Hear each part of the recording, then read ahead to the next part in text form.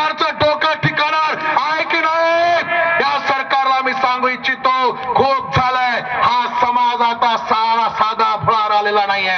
हा समाज भोळा बाबडा राहिलेला नाहीये. या समाजाने या देशासाठी स्वतःचं बलिदान केलेलं आहे. 1857च्या उठावामध्ये या समाजाने स्वतःचे बलिदान त्या ठिकाणी आहुती दिलेली आहे.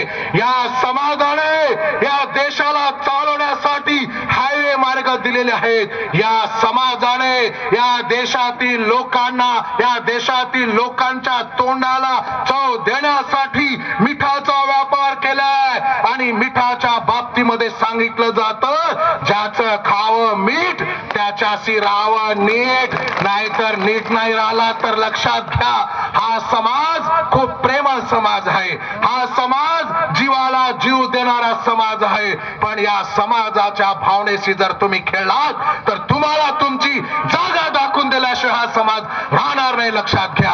आणि म्हणून या महाराष्ट्र सरकारला मी पुन्हा एकदा सांगतो, या भारतातील सरकारला पुन्हा एकदा सांगतो की या समाजाला एसटी आरक्षणामध्ये जाण्यासाठी ज्या ज्या गोष्टी लागतात त्या प्रत्येक गोष्टी या समाजाकडे आहे. सगळे पुरावे या समाजाकडे आहे. सगळ्या प्रकारच्या आयोगाने या समाजाला एसटी आरक्षणामध्ये जाण्यासाठी शिफारसी केलेल्या आहेत. आणि सगळ्यात महत्वाचा मुद्दा या सरकारला मी सांगू इच्छितो, ज्या वेळेला रिऑर्गनायझेशन ऑफ द स्टेट निर्माण केल्यात आलं, ज्या वेळेला एरिया रिस्ट्रिक्शनचा प्रॉब्लेम झाला होता, त्या सगळ्या अनुषंगाने या सरकारला सांगतो की आंध्रातली लोक ज्या वेळेला तेलंगणात येतात, बिहार मधली लोक ज्या वेळेला झारखंड मध्ये जातात, तर आंध्रामध्ये जी सुविधा होती तीच एसटीची सुविधा तेलंगणातल्या लोकांना देण्यात आली.